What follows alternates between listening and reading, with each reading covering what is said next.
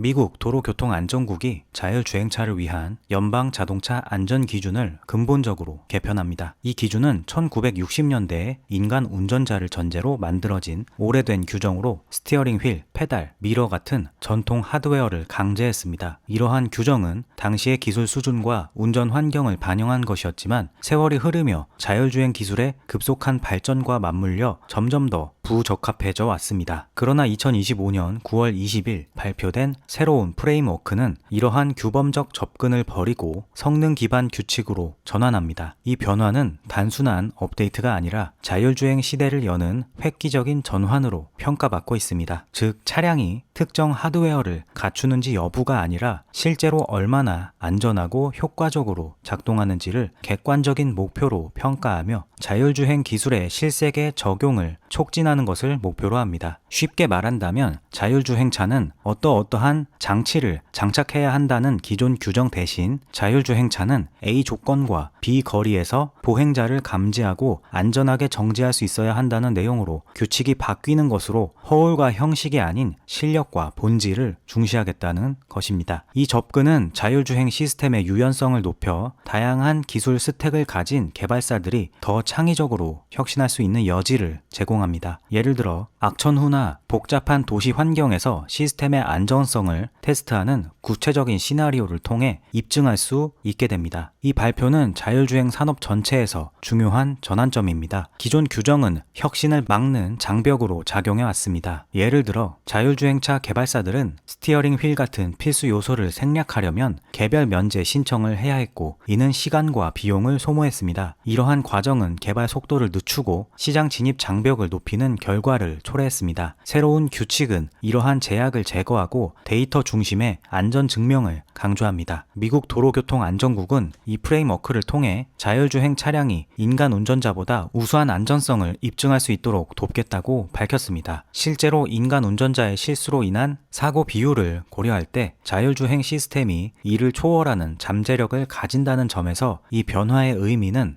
더욱 큽니다. 또한 2025년 5월 도로교통안전국은 로보택시 서비스용 자율주행 차량의 보고 요구를 완화하는 조치를 취해 테슬라의 로보택시 출시를 앞두고 규제 환경을 더 유연하게 만들어준 바 있습니다. 이 조치는 초기 테스트 단계에서 발생하는 행정적인 부담을 줄여 실제 도로 배포를 가속화하는 데 기여했습니다. 그리고 이번 규칙 변화로 인해 자율주행 산업의 성장은 더욱 가속화될 전망입니다. 글로벌 시장에서 자율주행 기술의 상용화가 지연되던 상황이 개선되면서 테슬라의 자율주행 기술과 그 확장이 더 활발히 이루어질 가능성이 높아졌습니다.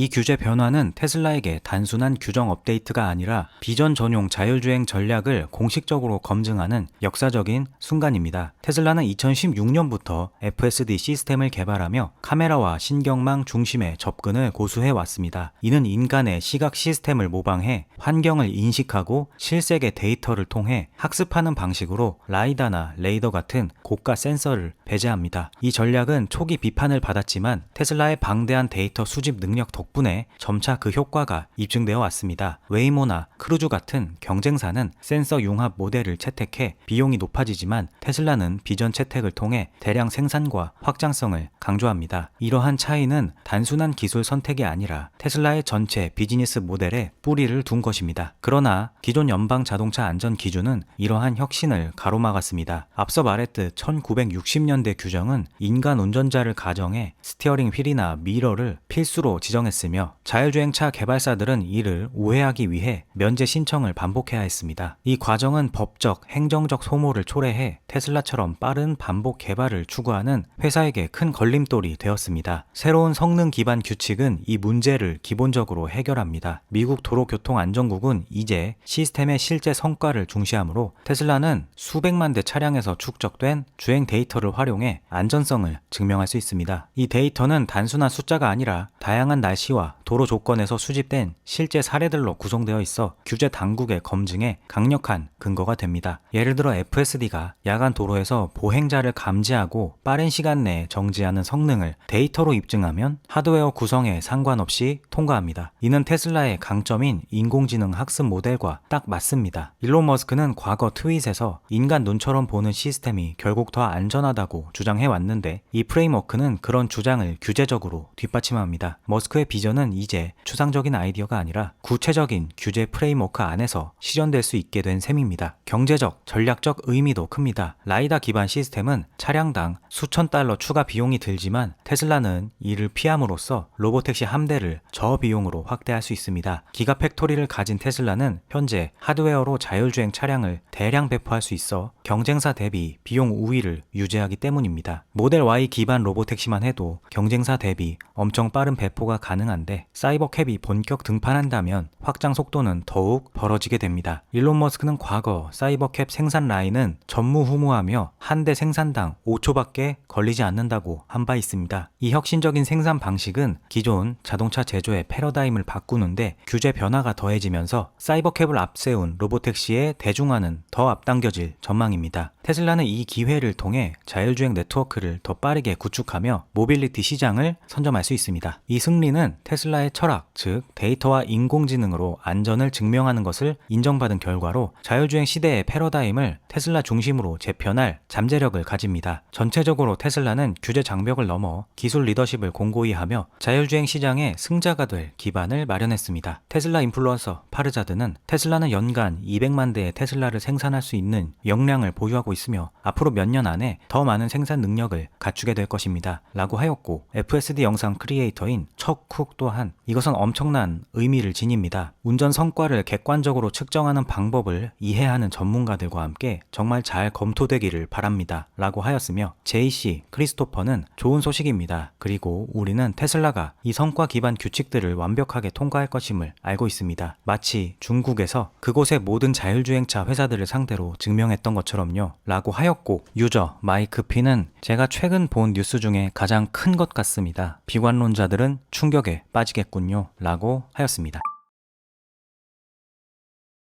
테슬라 펌웨어와 하드웨어를 분석하며 내부 정보를 공개하는 활동으로 유명한 화이트 해커 그린이 모델 Y의 저가형 버전으로 알려진 E41 모델이 최근 소프트웨어 업데이트에 등장한 걸 분석하여 그 세부 사양을 공유하였습니다. 그가 분석한 유출 스펙은 그렇겠구나 싶은 부분도 있고 에이 설마 하며 갸우뚱하는 부분도 있기에 우선은 참고용으로만 보시길 바랍니다. 당연히 최종 생산 버전에서는 변동될 가능성도 높습니다. 그의 유출 스펙에 따르면 저가형 모델 Y는 후륜 구동과 사륜 구동 두 가지 버전으로 출시될 예정이라고 합니다. 음향 시스템 측면에서도 기본형과 향상된 옵션 두 가지로 제공된다고 합니다. 후방 카메라 렌즈에 추운 날씨나 습한 환경에서 설이나 결로가 끼지 않도록 카메라를 따뜻하게 데워주는 열선도 제거됩니다. 실내 조명은 발밑 부분만 남겨놓고 다른 부분은 최소화되었으며 시트 조절 방식도 간소화된다고 합니다. 이러한 변화는 전체적으로 소박한 내부를 지향하며 가족용 차량보다는 혼자 타는 운전자나 예산을 중시하는 구매자를 겨냥한 듯 합니다. 전동 사이드 미러 접이 기능이 없어지면서 수동으로 조작해야 하며 웰컴 라이트도 제거됩니다. 글라스 루프와 뒷좌석 화면이 없어지는 것은 이미 여러 포착된 차량에서 확인된 바 있습니다. 그리고 가장 논란은 TPMS, 즉 타이어 공기압 감지 시스템마저 생략된다는 것입니다. 이 부분은 댓글에서 현재 반발이 꽤나 심합니다. 또한 18인치 휠이 단순한 디자인으로 제공되며 서스펜션도 더 저렴하게 변경되어 승차감이 기존 모델보다 거칠어질 수 있습니다. 전체적으로 이 모델은 테슬라가 대중적인 전기차 시장에서 가격 경쟁력을 강화하기 위한 전략적 선택으로 보입니다만 앞서 말씀드린 듯 최종 생산 버전에서는 달라질 수 있습니다. 유저 트롤로우스키는 그린의 게시글에 당신의 경험에 비춰보았을 때 이런 종류의 코드에서 생산까지 얼마나 걸리나요? 이 차는 언제 볼 수 있을까요? 정말 다음 달일 수 있나요? 라고 물었고 그린은 보통 그들은 특별한 게 아닌 공장용 테스트 버전에서 먼저 선보입니다. 그 후에 결국 주요 개발 라인에 합쳐집니다. 새로운 모델 Y, 모델 3가 그랬습니다. 그래서 제가 아는 한 그들은 이미 양산에 돌입한 것으로 보입니다. 라며 출시가 그리 멀지 않은 것 같다고 답하였습니다. 이에 트롤로우스키는 좋은 소식이네요. 세금 공제 때문에 정말로 말로 출시를 미뤘던 것 같고 4분기에 출시되고 판매되는 것을 볼 수 있을 것 같군요 라고 하였습니다. 유저 타일러는 주요 구동계나 배터리에 큰 변화가 없는 한 이러한 작은 부품 제거가 가격에 큰 차이를 만들까요? 근본적인 변경 없이 얼마나 저렴하게 만들 수 있을까요? 라며 유출 스펙에 의아해하였고 유저 알터 마체테도 TPMS 센서가 없을 리 없습니다. 다른 기능과 센서로 안전 요구 사항을 충족할 수 없다면요 라고 하였으며 레리 미도우스는 전체적으로 납득이 됩니다. TPMS 센서가 없다는 것 빼고요. 이는 오늘날 저렴한 가격대의 대부분 차량에서의 표준입니다 라고 하였습니다. 유저 오벌리 옵티미스틱 퓨처도 이 중 어느 것도 좋게 들리지 않습니다. 사실이 아니기를 바랍니다. 전동식 사이드 미러와 TPMS 같은 간단한 기능을 왜 없애는지 이해가 안 갑니다 라며 불만을 표했습니다.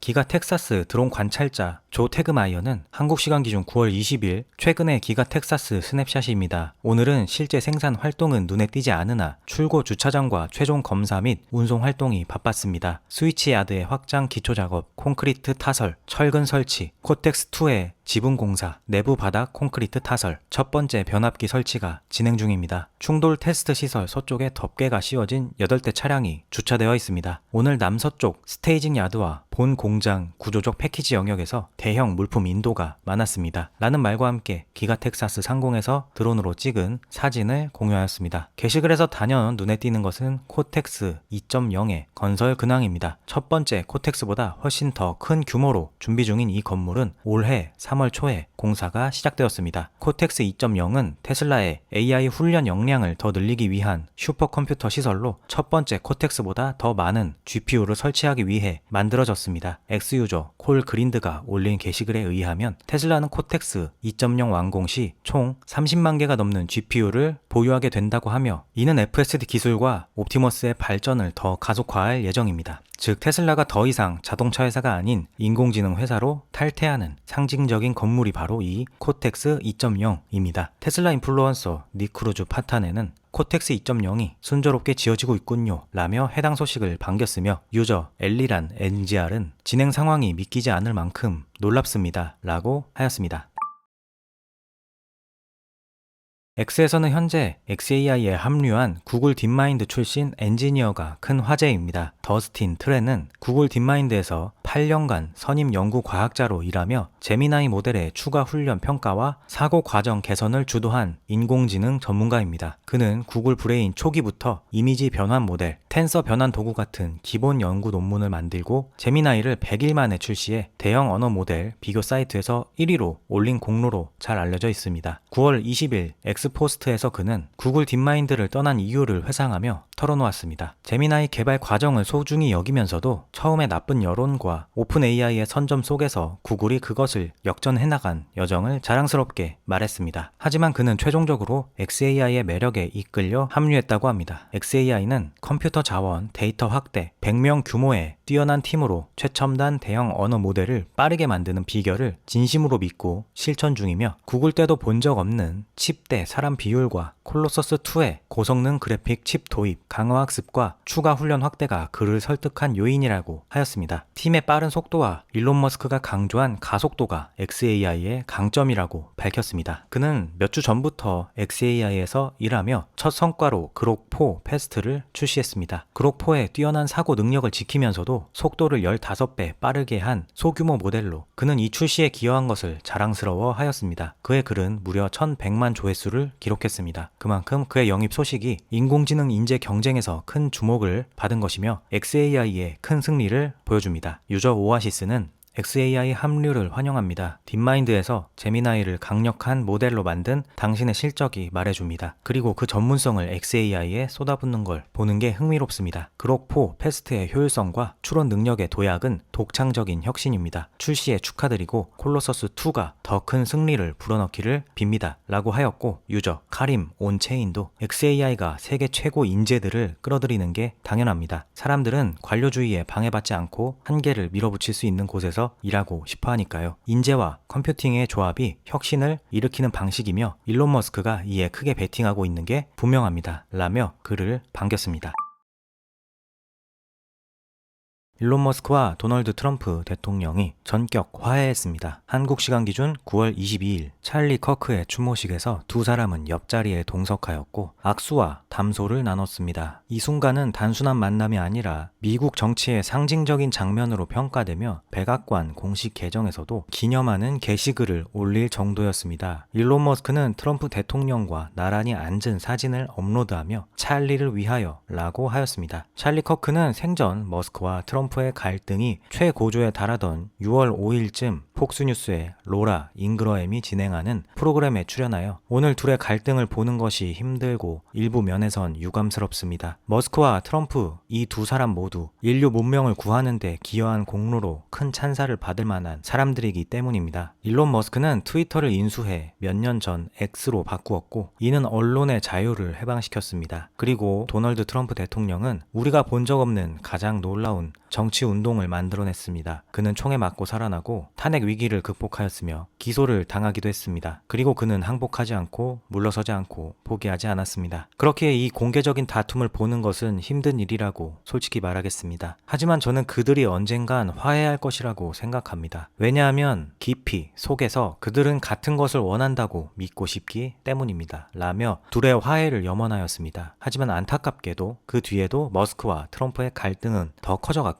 머스크는 신당 창당을, 트럼프는 정부 효율부서로 머스크의 기업들을 손보겠다고 으름장을 놓는 단계까지 갔었습니다. 그리고 찰리 커크의 안타까운 죽음이 이 둘을 다시 화해하게 하였습니다. 찰리 커크 추모식은 현지 시각 기준 9월 21일 애리조나주 그랜데일의 스테이트팜 스타디움에서 열렸습니다. 이곳은 NFL 애리조나 카디널스의 홈 구장으로 수만 명이 모일 수 있는 대형 경기장입니다. 추모식엔 트럼프와 머스크를 비롯한 보수 정치인들이 대거 참여해 커크의 업적을 기렸습니다. 머스크는 추모를 위해 경기장을 꽉 채운 사람들을 보며 이 거대한 경기장의 모든 좌석이 보안으로 로프가 쳐진 부분을 제외하고는 꽉 차 있습니다. 여기 있게 되어 영광입니다. 라고 하였고 추모식 중 기자의 질문에 찰리는 사상과 아이디어로 가득 찬 사람이었습니다. 그는 가장 설득력 있게 웅변적으로 말하곤 했습니다. 목소리를 높인 적조차 없었죠. 그는 진정한 평화주의자였습니다. 이제 그는 냉혹하게 살해당했습니다. 그의 말들이 세상에 실질적인 변화를 가져왔기 때문에 목숨을 잃은 겁니다. 그는 사람들에게 빛을 비춰주었고 그 때문에 어둠의 세력에 의해 죽임을 당한 것입니다. 라고 하였습니다. 머스크와 트럼프의 악수 및 담소 장면은 당연히 엄청난 화제가 되었고 그 순간의 모습을 담은 폭스뉴스 계정의 짧은 클립 조회수만 단숨에 수백만 회를 넘을 정도였습니다.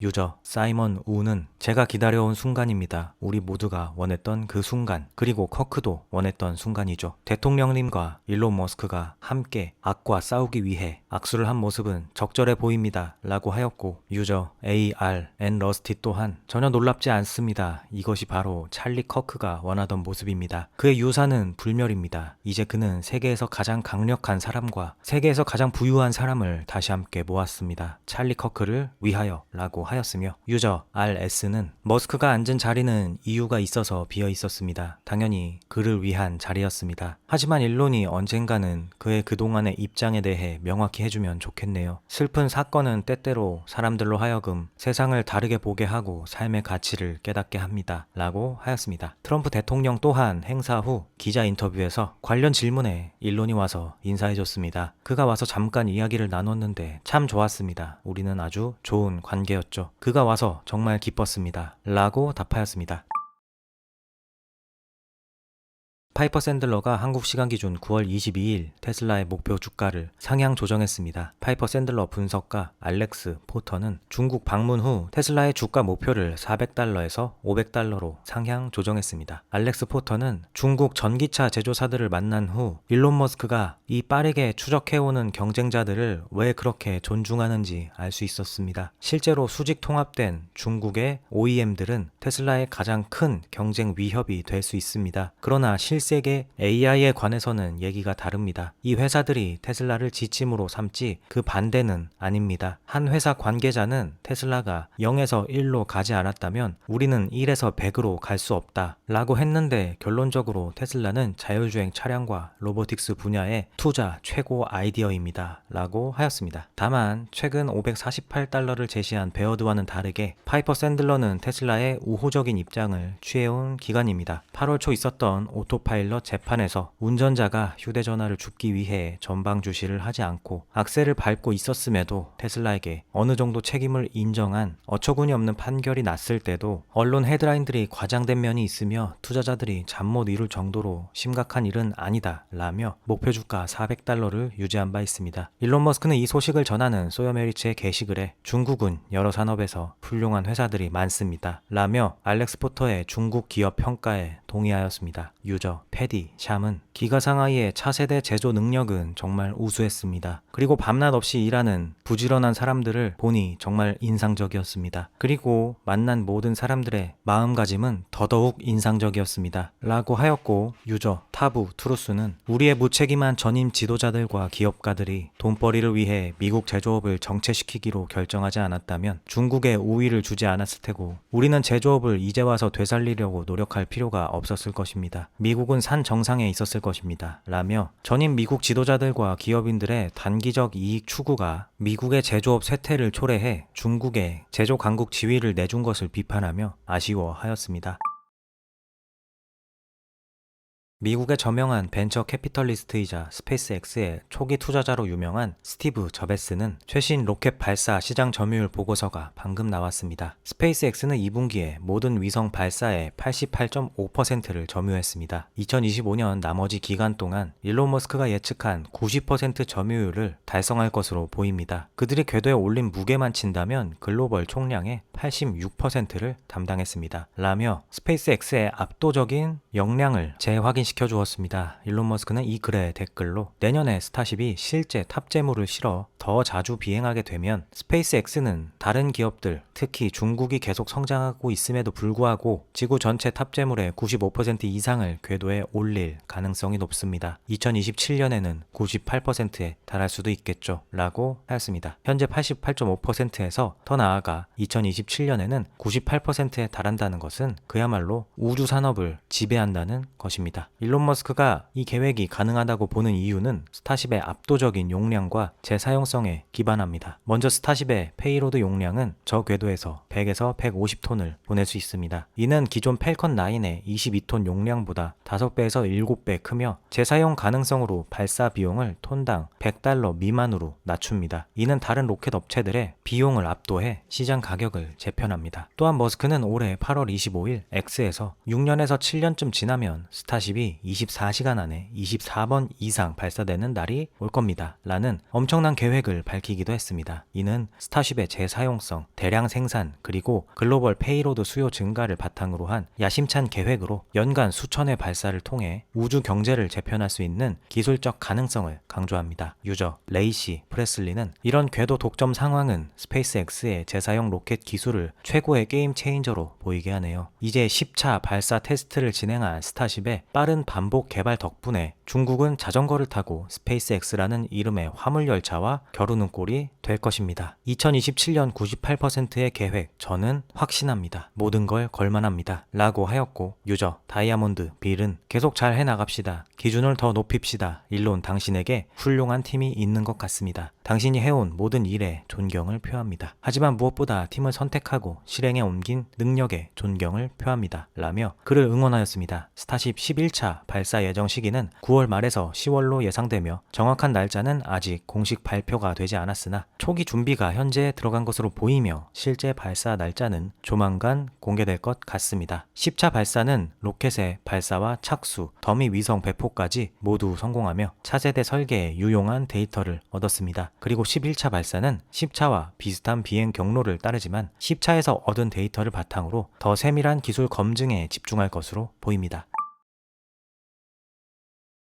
텍사스 휴스턴 지역의 홍수 문제는 매년 극심합니다. 해리스 카운티에서 2년마다 대형 홍수가 발생하며 올해 7월에도 폭우로 인해 텍사스 힐컨트리에서 135명 이상 사망하고 수십억 달러의 인프라 피해가 났습니다. 2017년 허리케인 하비처럼 1250억 달러 규모의 재난이 반복되며 기후변화로 강우 강도가 증가해 도시화된 저지대에서 더 심각해집니다. 텍사스에서 홍수 관련 재난의 연평균 피해액은 약 70억 달러입니다. 이는 한화로 환산하면 대략 10조 원에 해당합니다. 휴스턴 지역의 홍수가 매년 반복되지만 근본적으로 해결하기 어려운 이유는 우선 땅이 땅이 평평하고 도시가 많이 개발되어 비가 내리면 물이 스며들지 못하고 고이는데 콘크리트나 아스팔트 같은 딱딱한 표면이 많아 자연적으로 물이 빠지지 않습니다. 그리고 오래된 배수 시설과 계획 없이 도시가 무분별하게 퍼져나간 탓에 물을 감당할 수 있는 용량이 부족합니다. 또한 기존 토목 기술을 이용한 접근을 하려고 해도 이 지역 특유의 지형적 특성을 완전히 극복할 수 없고, 한다고 해도 돈이 엄청나게 많이 들거나 환경에 나쁜 영향을 주기 때문에 시도를 하기 힘듭니다. 이 때문에 홍수를 근본적으로 막지 못하고 있습니다. 기존 계획에 따르면 이 문제를 터널로 해결하기 위해 약 300억 달러가 들고 해리스 카운티의 홍수 제어 전략 일부로 130마일 규모의 대형 터널을 건설해 물을 멕시코만으로 배출하는 것이 목표인데 그나마도 15년 이상 소요될 수 있다고 합니다. 이런 휴스턴의 홍수 문제에 일론 머스크의 보링 컴퍼니가 해결사로 떠오른 이유는 보링 컴퍼니의 저비용 고속 터널 굴착 기술 때문입니다. 보링 컴퍼니는 원래 교통혼잡 해결 회사이지만 라스베가스의 루프의 노하우를 이용해 홍수 분야로 확장하려는 것입니다. 머스크는 이에 대해 보링 컴퍼니 터널은 효과적이며 기존 대안의 비용의 10% 미만의 돈밖에 들지 않습니다. 더 많은 유량이 필요하면 추가 터널도 건설할 수 있습니다. 라고 하였습니다. 보링 컴퍼니가 제시한 비용은 버팔로 바이오 주변 2개의 12피트 터널로 7억 6천만 달러이며 이는 기존 300억 달러 대비 2.5% 수준으로 머스크가 대안의 10% 미만이라고 주장할 만큼 저렴합니다. 이 프로젝트는 2025년 8월 말 기준 초기 논의 단계로 현지 정치인들과 협의 중이지만 공공자금 할당이나 공식 계약은 아직 없고 성사 가능성은 더 지켜보아야 합니다. 제 개인적인 생각으로는 휴스턴 입장에서 선택의 여지가 있긴 한가 생각이 듭니다. 성사된다면 이 프로젝트는 다른 지역으로도 연결될 가능성이 큽니다. 뉴올리언스나 플로리다와 같은 추가적인 홍수 취약 지역에 적용될 수 있으며 세상을 더 살기 좋게 만드는 제품을 생산한다는 머스크의 경영 철학과도 딱 맞아떨어지는 행보가 될 것입니다. 강수량이 여름에 집중되는 한국 또한 홍수가 큰 문제입니다. 단순히 물이 잠기는 것이 문제가 아니라 재산피해, 생명피해, 도시기능 마비로 인한 행정의 낭비 등 한국에서도 홍수의 근본적 해결책이 매우 필요한 상황이며 보링 컴퍼니의 저비용 터널 해법은 한국의 홍수 해결책으로도 가능할 것입니다. 물론 우리나라는 일론 머스크의 비즈니스에 대해 매우 보수적인 곳이며 특히 나라의 공적 자금과 관련해서는 외부 기업의 접근을 경계할 수 있으므로 보링 컴퍼니가 하겠다고 해도 우리나라는 거절할 가능성이 높지만 말입니다.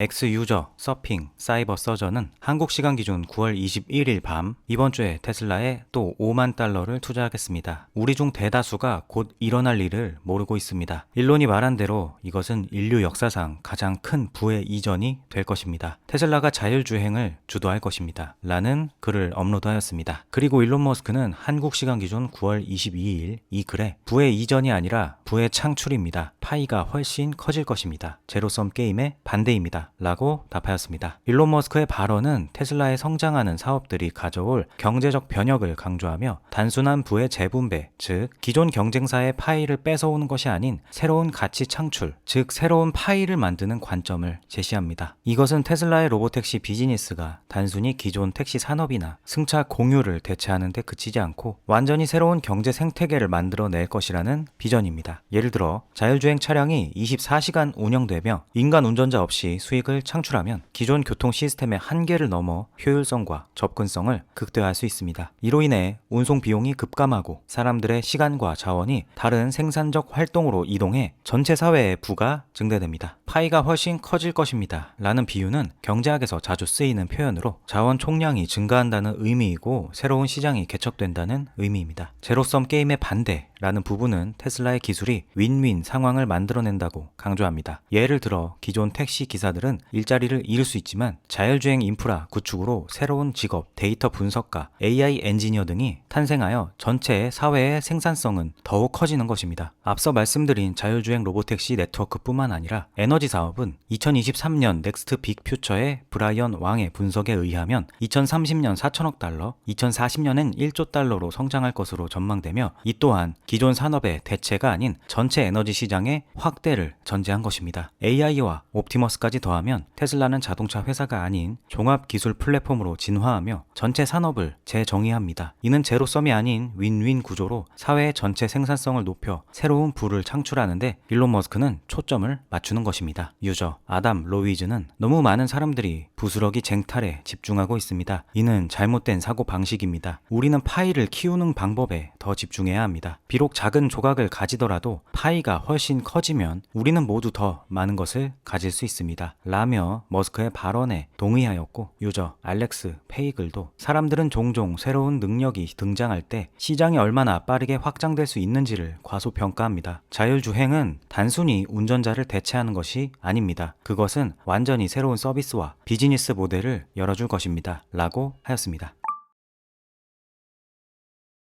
테슬라가 콜롬비아에 본격 상륙합니다. 테슬라는 콜롬비아 지역에서 다양한 직군을 구인 중이며, 콜롬비아는 칠레에 이은 테슬라의 남미 두 번째 진출 국가이고, 라틴 아메리카 기준으로는 멕시코, 푸에르토리코, 칠레에 이어 네 번째 진출 국가가 됩니다. 테슬라는 이미 보고타 상공회의소에 등록을 완료했으며, 이를 바탕으로 2025년 내 판매를 시작할 계획이고, 채용 공고는 그 진출의 구체적 신호입니다. 테슬라는 보고타와 메데인에 테슬라 어드바이저, 서비스 테크니션, 세일즈 매니저 등 여러 직위를 개시했습니다. 이는 판매 및 서비스 네트워크 구축의 초기 단계로, 보고타는 콜롬비아의 행정 및 상업 중심지이고 메데인은 산업 및 기술 허브입니다. 이러한 채용은 현지 인력 양성과 인프라 확장을 위한 기반 마련으로 보입니다. 콜롬비아 자동차 시장은 2025년 현재 안정적인 성장세를 보이며, 판매량은 2024년 약 25만 대 정도였고 계속 증가 중으로 곧 30만 대를 넘어설 전망입니다. 라틴 아메리카 내 중소시장으로 분류되고 최근 경제 회복과 중산층이 확대되고 있어 희망적입니다. 전기차 점유율은 급속히 확대 중입니다. 2024년 말 기준으로 콜롬비아의 배터리 전기차 시장 점유율은 8.5%에 달했으며 2025년 1분기에는 8%로 유지되면서 전체 전기차 판매가 전년 대비 345% 증가했습니다. 라틴 아메리카 전체 전기차 시장 점유율이 2024년 4%라는 맥락을 감안하면 콜롬비아는 전기차를 빠르게 받아들이고 있음을 알 수 있습니다. 이는 콜롬비아 정부의 친환경 정책, 세제 혜택과 수입 관세 감면과 충전 인프라 확대가 주요 요인으로 내년에는 전기차 점유율이 10% 이상 도달할 가능성이 큽니다. 이러한 성장의 원인은 일단은 현재 중국산 저가 전기차 브랜드의 유입으로 촉진되었고, 테슬라가 위치한 프리미엄 세그먼트는 적자 브랜드가 없이 공석이라 테슬라 입장에서는 적극적으로 노려볼 만한 시장입니다. 테슬라의 콜롬비아 진출은 높은 시장성을 가집니다. 앞서 말씀드린 대로 전기차 시장의 폭발적인 성장과 경기 안정, 중산층의 확대가 테슬라의 모델 3와 Y 주력 라인업이 활약할 토대가 될 것으로 보이며, 테슬라의 브랜드 프리미엄과 자율주행 기술이 수요를 더욱 강화시킬 것으로 예상됩니다. 유저 케인 크로포트는 진출 타이밍이 완벽합니다. 지금 이 글을 타이핑하면서 메데인을 떠나고 있는데 BYD 차량과 다른 전기차들이 많았지만 테슬라가 없어서 실망스러웠습니다. 이는 훌륭한 소식입니다. 라며 해당 소식을 반겼고, 유저 렉트온 체이는 테슬라와 남미 시장 확장에 좋은 소식입니다. 콜롬비아는 성장하는 중산층이 있어서 테슬라의 슈퍼차저 네트워크와 전기차 인프라로부터 큰 혜택을 볼 수 있을 것입니다. 라고 하였으며, 유저 올란도는 더 큰 시장인 아르헨티나와 브라질에서 먼저 진출하지 않은 것이 놀랍습니다. 라며 콜롬비아의 테슬라가 먼저 진출한 것에 의아해 하였습니다. 이 이유에 대해선 여러 복합적인 요소가 작용했겠으나 아르헨티나와 브라질 진출이 늦어지는 주된 이유는 수입 전기차에 대해 관세 면제인 콜롬비아와 달리 브라질과 아르헨티나 모두 35% 이상의 관세를 부과하고 있어 현지에 공장을 짓고 생산을 하지 않는 한 가격 경쟁력이 떨어질 수밖에 없다는 게 가장 큰 이유로 보입니다.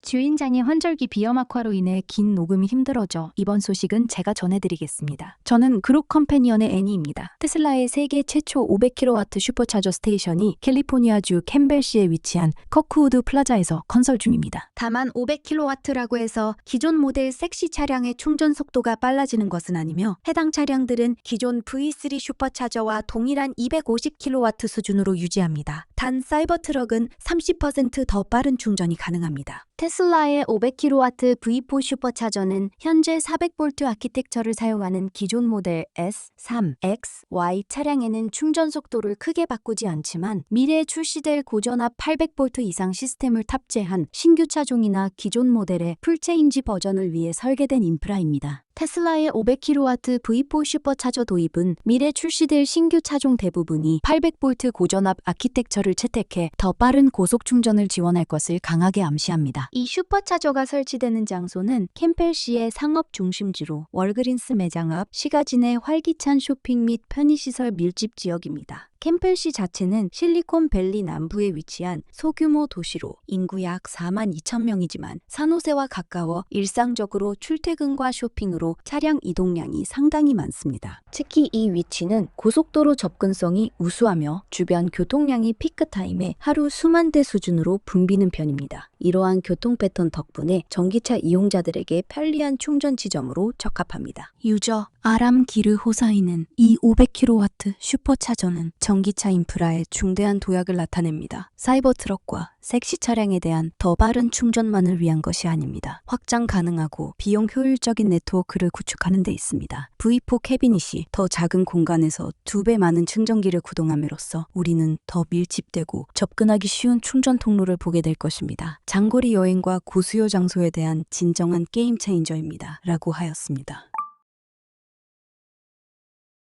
같이 보면 좋은 글이 있어서 소개해드립니다. 엑스유저 콜 글라인드는 한국 시간 기준 9월 22일에 저는 테슬라가 엄청나게 저평가되었다고 강력히 믿습니다. 대부분의 사람들은 3분기가 테슬라의 가까운 미래의 마지막 성장 기간이라고 생각하지만 그것은 전혀 사실이 아닙니다. 우리는 3분기에 48만 대 이상의 인도와 50만 대 이상의 생산을 가장 가능성 있게 볼 것입니다. 그들은 이번 분기에 중국에서 모델 Y L을, 베를린에선 모델 Y 퍼포먼스를 출시했습니다. 이는 앞으로 엄청난 수요를 촉진할 것입니다. 3분기에 로보택시가 출시되었으며 캘리포니아, 네바다, 텍사스, 플로리다, 애리조나에서 계획 중이거나 곧 운영될 것입니다. 4분기와 2026년에 더 많은 주와 도시가 가동될 것입니다. 로보택시는 옵티머스와 함께 미래이며 옵티머스 버전 3는 늦어도 2027년엔 가동될 것입니다. 이는 흥미로운 시기가 될 것입니다. 테슬라 세미는 물류 분야의 혁명적인 제품으로 오랜 시간 기다려진 것입니다. 완전 램프업되면 연간 5만 대의 생산 속도로 구축될 것입니다. 그들은 최근 우버 프레이트를 통한 새로운 파트너십을 맺었습니다. 테슬라 에너지도 앞으로 10년 이상에 걸쳐 엄청난 성장을 일으킬 것입니다. 그들의 최신 제품인 메가블록은 산업의 획기적인 발전입니다. 테슬라 다이너는 현재 운영 중이며 전 세계에 추가 레스토랑과 충전소를 확대할 예정입니다. 그것들은 현재 엄청난 인기를 끌고 있습니다. FSD도 가까운 미래에 버전 14가 출시되면 대중 채택을 보여줄 것입니다. 또한 일론의 성과 패키지에 대한 주주 투표와 테슬라가 XAI에 투자할 옵션이 있습니다. 테슬라가 엄청나게 성장하기 원한다면 둘 다 통과되어야 합니다. 미래 현금 흐름은 빠르게 성장하고 있고 효율성은 점점 더 좋아지고 있습니다. 라고 하였습니다. 유저 DLRN 트랙은 모든 점에 동의합니다. 가봅시다. 다만 이번 분기 후 비감독 FSD가 도착할 때까지 자동차 판매가 하락할 것이라고 생각합니다. 작은 매수 기회가 될 수 있습니다. 그럼에도 불구하고 자동차 판매는 테슬라의 장기적 투자 가치에서 정말 중요하지 않습니다. 라고 하였고 유저 솔로테크도 테슬라는 더 이상 단순한 자동차 회사가 아닙니다. 에너지, 로보틱스, AI 분야에서의 확장은 일반적인 인도 주기 너머의 지속적인 성장을 가능하게 합니다. 라며 동의하였습니다.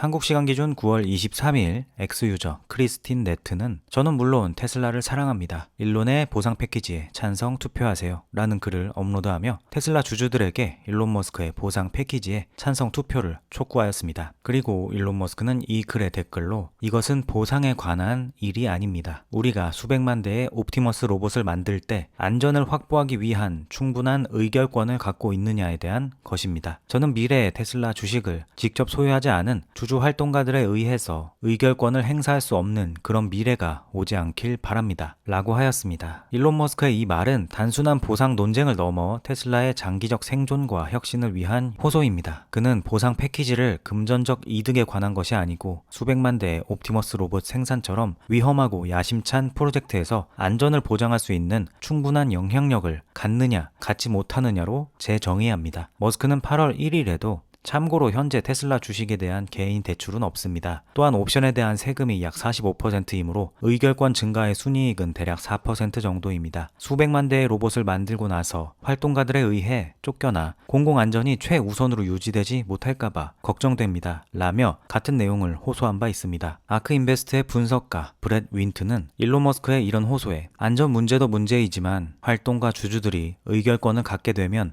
로보택시에서 나올 것으로 예상되는 엄청난 현금 흐름을 그저 쌓아두는 쪽을 선택할 것이며 그들은 옵티머스에 대한 관심을 갖지 않고 투자하지 않을 것입니다. 따라서 옵티머스를 대규모 생산으로 이끌기 위해서는 이 보상안이 통과되어야 합니다. 라고 지지하였습니다. 유저 제니퍼 스트라하는 일론 우리도 그 시나리오가 불편합니다. 그래서 소액 주주들이 당신이 항상 책임자로 있도록 필요한 투표를 전달할 것입니다. 당신은 훌륭한 리더입니다. 멋지게 자리를 유지하세요. 라며 지지하였고 유저 DMC도 소액 주주들이 당신을 지지합니다. 주의를 기울여 온 사람들은 이것이 항상 마스터 플랜을 실행하기 위한 필요한 통제권에 관한 것이지 금전적 보상 때문이 아니라는 것을 잘 알고 있습니다. 라고 하였으며 유저 스프링 테슬라 또한 주주들을 위한 가치를 창출하기 때문에 당신의 호소는 완전히 정당합니다. 보상 여부와 상관없이요. 당신은 대부분의 사람들보다 훨씬 더 현명하게 부와 자원을 사치스러운 생활이 아닌 인류를 위해 사용합니다. 그 점에 대해 우리는 감사함을 느낍니다. 라고 하였습니다. 테슬라 인플루언서 테슬라 코노믹스 또한 사람들은 일론이 돈에만 관심이 있다고 생각하지만 그것은 전혀 사실이 아닙니다. 테슬라 주식을 실질적으로 소유하지 않은 외부 회사들이 언젠가 그를 밀어낼 수 있다면 수백만 대의 테슬라 봇, 로보택시, 지속 가능한 풍요로운 미래를 구축할 때 그것은 테슬라의 미래와 팀이 구축하는 모든 것을 위험에 빠뜨리는 것입니다. 그는 미션이 궤도에서 벗어나지 않도록 통제를 위해 싸우고 있습니다. 라며 일론의 호소를 지지하였습니다. 미즈호 증권의 분석가 BJ 라켓시가 테슬라 주식의 가격 목표를 375달러에서 450달러로 상향 조정하며 비중 확대 의견을 유지했습니다. 그는 테슬라의 2026년 전망이 예상보다 밝아졌다고 판단하며 구체적으로 관세 영향이 이전에 우려했던 수준보다 덜 심각할 것으로 보이고 차량 생산량이 증가할 것으로 전망하였습니다. 그는 투자자들을 위한 노트에서 우리는 테슬라가 단기 도전에도 불구하고 미국의 전기차 시장에서 핵심 리더십을 유지할 것으로 봅니다. 일론 머스크의 업데이트된 보상 패키지와 10억 달러 규모 주식 매입은 자율주행과 휴머노이드 로봇 같은 장기적인 성장 요소와 인센티브를 잘 맞춰줄 수 있습니다. 라고 하였습니다. 미즈호는 2026년 테슬라의 차량 인도량을 이전 추정치 195만 대에서 191만 대로 소폭 하향했으나 이는 여전히 시장 합의치보다 높습니다. 그리고 단기 도전에도 불구하고 장기 성장 잠재력이 크다고 분석하였습니다. 또한 투자은행 UBS는 테슬라 3분기 인도량이 합의치를 초과할 것으로 전망합니다. UBS는 테슬라의 3분기 인도량 전망치를 47만 5천 대로 상향 조정했으며 이는 월스트리트 합의치보다 약 8% 높고 전분기 대비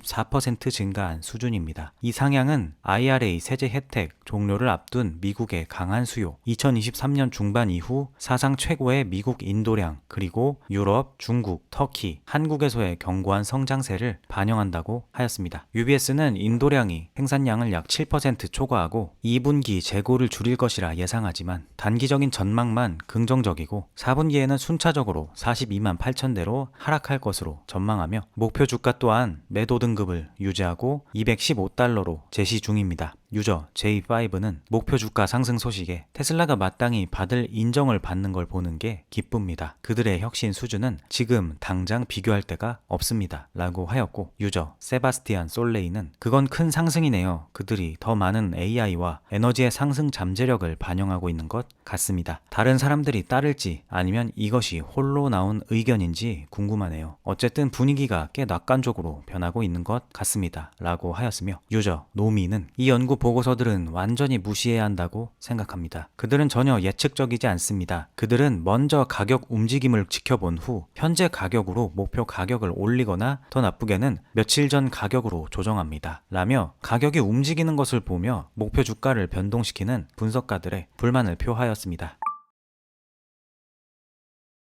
로보택시가 계속 확장 중입니다. 한국 시간 기준 9월 24일 이노베이팅 계정은 테슬라 로보택시 검증 차량이 텍사스 플레이노에서 목격되었습니다. 로보택시가 곧 이곳에 올 수 있습니다. 라며 사진 2장을 업로드하였습니다. 플레이노는 텍사스주 콜린 카운티에 위치한 도시로 댈러스 시내에서 북쪽으로 약 19마일 떨어진 교외 도시입니다. 인구 약 26만 명 규모의 번영한 지역으로 텍사스에서 9번째로 큰 도시입니다. 테슬라 로보택시 검증 차량이 이곳에서 발견된 것은 테슬라의 자율주행 서비스 상용화가 오스틴 한정 테스트에서 벗어나 댈러스 같은 대도시권 등 등 텍사스 주 전역으로 확대되고 있음을 나타내는 중요한 신호입니다. 테슬라 인플루언서 파르자드는 해당 소식을 인용하며 테슬라는 결국 테슬라 로보택시로 댈러스와 오스틴을 연결할 것입니다. 이는 약 200마일 거리로 운전하면 3시간이 소요됩니다. 이는 대중에게 로보택시는 경쟁사와 매우 다르다는 것을 가장 명확하게 전달하는 방법이 될 것입니다. 우버가 청구하는 요금의 절반 이하로 비행기로 가는 것보다 댈러스에 더 빨리 도착할 수 있습니다. 생각해 보십시오. 공항까지 운전하고 보안 검색을 통과하고 탑승하고 하선하고 차를 타고 목적지까지 운전하는 것보다 그냥 로보택시를 타는 게 빠릅니다. 게다가 추후 안전운전자가 제거되면 로보택시는 완전히 프라이빗한 공간입니다. 이는 집 앞을 나와 목적지까지의 퍼스트 클래스 티켓과 같은 경험입니다. 다시 말하자면 우버 가격의 절반 미만으로요. 이 얼마나 멋진가요? 라며 감탄하였습니다. 테슬라 로보택시의 출시가 논의되고 있는 주는 애리조나, 플로리다, 네바다, 뉴욕입니다. 애리조나와 네바다는 각각 규제 승인 소식이 들려오고 있으며 플로리다와 뉴욕은 테스트 운전자 모집에 포함되어 확장 준비가 암시된 바 있습니다. 유저 세븐스 제너레이션은 변화는 빠를 것입니다. 대중이 금색 사이버 캡들이 운전자 없이 빠르게 돌아다니는 것을 볼 때 그때 그들이 깨닫는 순간이 될 것입니다. 테슬라가 오스틴 도로에 사이버 캡을 3대만 배치한다면 그 홍보 효과는 미칠 듯할 겁니다. 라고 하였고 유저 라니 지는 분기가 끝나고 테슬라가 모델 Y를 여유롭게 배정할 수 있게 되면 함대 규모의 엄청난 확장을 기대합니다. 베이 에어리어에서 로보택시 200대 이상, 오스틴의 100대 이상을 보는 게 놀랍지 않을 것입니다. FSD 버전 14 릴리즈와 완벽한 타이밍입니다. 라며 기대하였습니다. 유저 데니스도 새로운 자율택시 법에 따라 텍사스 전역이 개방되었습니다. 몇 달 내에 일반 대중이 오스틴에서 댈러스까지 테슬라 로보택시를 불러 타고 이동할 수 있게 될 것입니다. 아니면 텍사스 내 거의 모든 인구 밀집 지역 사이를 오갈 수 있게 될 것입니다. 상상 속에서나 가능했던 일인데 이제 그것의 테스트가 진행되는 것을 보게 되었군요. 라고 했습니다.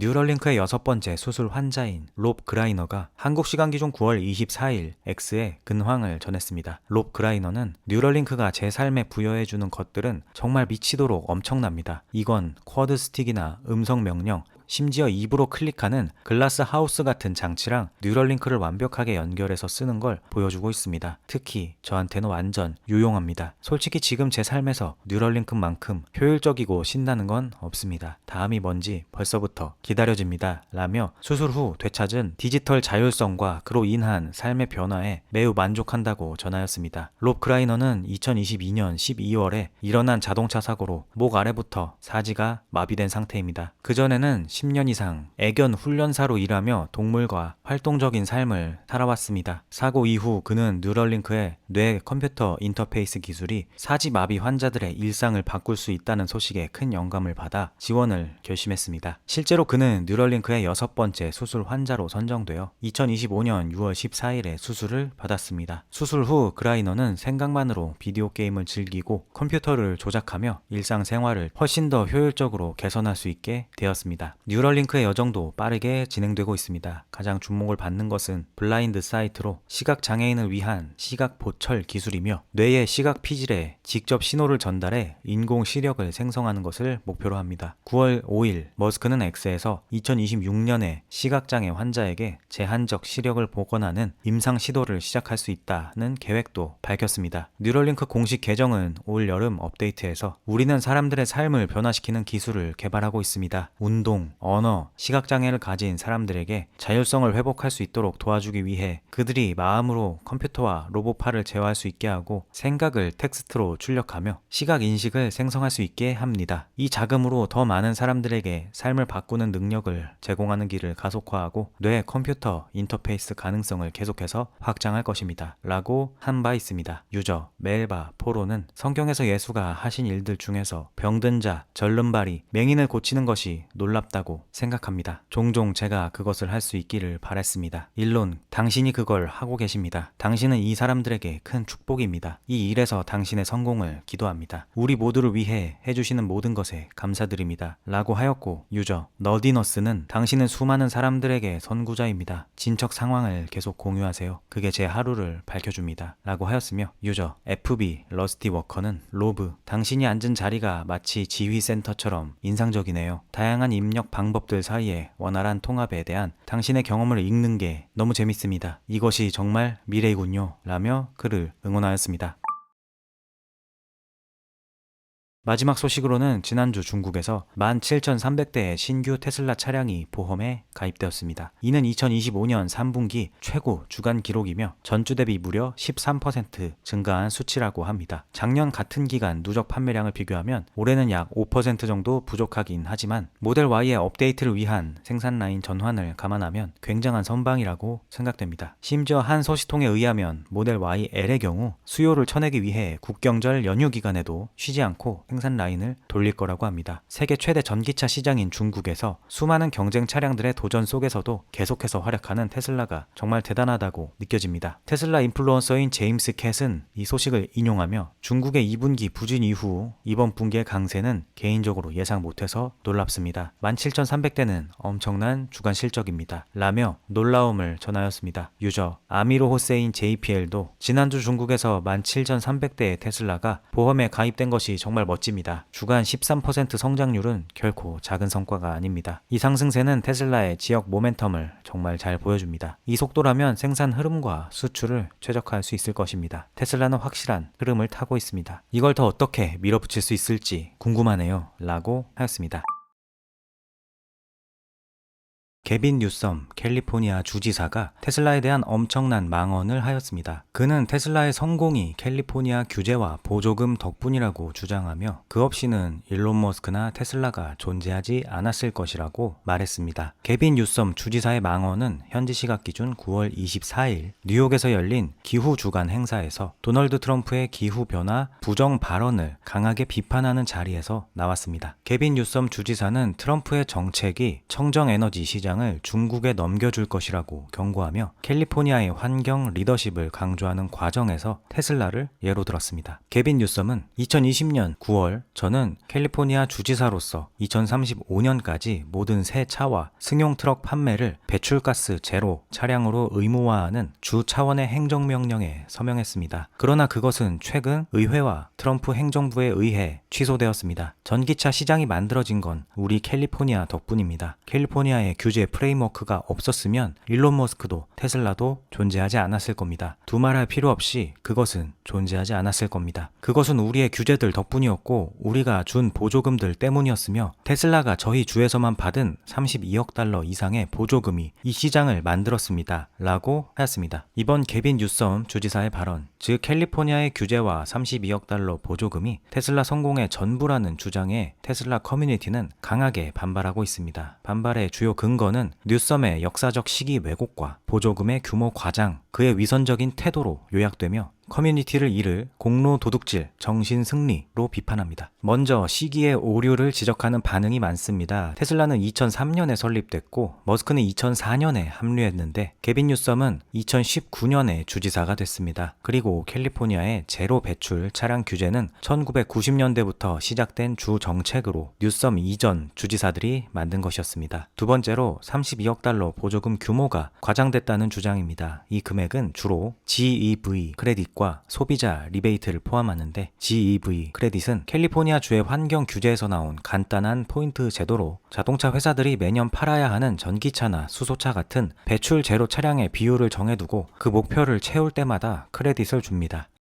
예를 들어 2025년까지 캘리포니아에서 새 차 판매의 15% 이상을 GEV로 채워야 한다고 할 때 테슬라처럼 목표를 초과 달성한 회사는 남는 크레딧을 GM이나 포드처럼 GEV 생산이 부족한 곳에 팔아 돈을 버는 시스템입니다. 테슬라 커뮤니티는 GEV 크레딧에 대해 뉴섬의 32억 달러 직접 보조금 주장을 강하게 반발합니다. 테슬라가 규제를 잘 활용해서 레거시 자동차 회사들로부터 크레딧을 팔아 수익을 낸 시장 기반 메커니즘일 뿐인데 캘리포니아가 직접 보조금을 지급해서 키워낸 것처럼 생색내지 말라는 것입니다. 실제로 테슬라는 캘리포니아에서 받은 보조금보다는 연방정부 보조금과 글로벌 확장 수익에서 훨씬 더 큰 수익을 벌어들였습니다. 세 번째로 그의 위선적인 태도입니다. 뉴섬은 2024년 11월 주 차원의 새로운 전기차 리베이트 프로그램을 제안하면서도 테슬라를 시장 점유율 20%가 넘는다는 이유로 제외하려 했기 때문입니다. 그래놓고 이런 자리에서는 테슬라를 테슬라를 내가 키웠다, 테슬라 내 덕에 컸다 라는 식으로 말하고 있기 때문에 이 발언은 커뮤니티로부터 엄청난 비판을 받고 있습니다. 유저 로버트 커스는 먼저 뉴섬에 캘리포니아의 규제 프레임워크가 없었으면 일론 머스크도 테슬라도 존재하지 않았을 것이라는 주장은 터무니없이 과장되었습니다. 물론 캘리포니아는 환경 규제의 선두주자였지만 테슬라의 성공은 압도적으로 일론 머스크의 끈질긴 추진력과 혁신 덕분이지 캘리포니아 주 정부의 특별한 지원 때문이 아닙니다. 뉴섬에 간섭이 없었으면 테슬라가 존재하지 않았을 것이란 생각은 물이 없으면 물고기가 헤엄치지 못할 거라는 말과 같습니다. 그것은 기본적인 조건일 뿐 존재의 유일한 이유가 아닙니다. 그리고 2020년에 그 행정명령에 대해 이야기해 볼까요? 뉴섬은 2035년까지 내연기관 차량을 금지한 게 자기 혼자서 이룬 업적처럼 자랑하지만 캘리포니아는 청정공기법의 면제 조항 덕분에 수십 년 동안 이런 정책을 유지해왔다는 사실을 잊지 마십시오. 그건 당신이 특별한 게 아니라 그냥 반복되는 익숙한 절차일 뿐입니다. 그리고 의회가 당신의 정책을 빼앗아간 게 아니라는 점도 알아두시겠습니까? 오히려 그것은 바이든 행정부가 2021년에 산업계의 반발로 인해서 새로운 배출 기준을 일시 중단한 거지 트럼프와 공화당 탓으로 돌리는 당신의 절규는 연극에 가깝습니다. 이제 32억 달러 보조금에 대해 이야기해 볼까요? 테슬라는 그것을 받았지만 다른 회사들도 받았습니다. 뉴섬이 개인적으로 테슬라에게 수표를 써준 게 아니라는 겁니다. 이것들은 더 넓은 청정에너지 전략의 일부였고 테슬라는 그걸 잘 활용해 큰 승자가 된 겁니다. 그걸 본인의 배려라고 하지 마세요. 그것은 연방과 주 정책의 조합으로 모두에게 똑같은 조건의 경기장이었습니다. 뉴섬의 발언은 테슬라의 성장이 미 전역을 넘어 글로벌 시장에서의 활약으로 이뤄낸 거라는 사실을 무시하고 캘리포니아의 규제 덕분이라고 초점을 맞춥니다. 그는 진보층에게 어필하기 위해 이 성취를 혼자서 만들었다고 자랑하지만 그 본질은 그냥 머스크의 성공에 숟가락을 얹고 있는 겁니다. 뉴섬이 스스로 정신승리할 수는 있겠지만 우리는 그 속내가 다 보입니다. 그의 논리는 바람이 불면 쉽게 무너질 만큼 약합니다. 다음에는 소설 대신 사실에 충실했으면 좋겠네요 라고 하였고, 유저 포레스트는 캘리포니아의 규제 프레임워크가 테슬라를 만들진 않았습니다. 오히려 거의 목을 졸랐죠. 일론 머스크와 그의 팀은 캘리포니아의 터무니없는 준법 비용, 극단적인 세금, 관료적인 악몽에도 불구하고 전기차 산업을 부흥시켰습니다. 그리고 테슬라는 캘리포니아를 견디다 못해 본사를 텍사스로 옮겼습니다 라고 하였으며, 유저 후안 다르크는 개빈 뉴섬이 그렇게 말하는 게 재미있네요. 왜냐하면 캘리포니아는 그의 규제 프레임워크 아래에서 하수구처럼 변하고 있기 때문입니다. 사업체들은 더 이상 문을 열 수 없을 정도로 비용이 들고 기업들은 캘리포니아를 떠나고 있습니다. 일론은 개빈 뉴섬 덕분이 아니라 개빈 뉴섬의 억압에도 불구하고 성공한 겁니다 라고 일침을 날렸습니다. 현지 시각 기준 9월 24일 테슬라 슈퍼차저가 탄생 13년째를 맞이하였습니다. 테슬라 슈퍼차저의 공식 계정인 테슬라 차징은 지금으로부터 13년 전인 2012년 9월 24일 테슬라 슈퍼차저를 발표하는 일론 머스크의 영상을 업로드하며 이를 기념하였습니다. 테슬라 슈퍼차저 네트워크는 13년간 분주히 성장해왔습니다. 2012년 출시 당시 미국 캘리포니아에서 6개의 스테이션으로 시작했으나 2025년 9월 기준으로 약 50개국의 국가에 진출했고 스테이션은 7,700곳, 충전기는 7만 3천 대 이상으로 매년 20에서 30%씩 성장하고 있습니다. 버전 변천사는 2012년 V1은 90kW 출력으로 초기 모델 S 차량을 대상으로 한 고속 충전을 제공했으며 2013년 V2가 나타나 135kW로 진화하였고 2019년 V3 슈퍼차저가 나타났고 현재는 V4 슈퍼차저가 설치되고 있으며 최근 500kW 속도의 V4 충전기가 최초로 캘리포니아 캔벨에 지어지고 있으며 지난 7월 4일에는 무려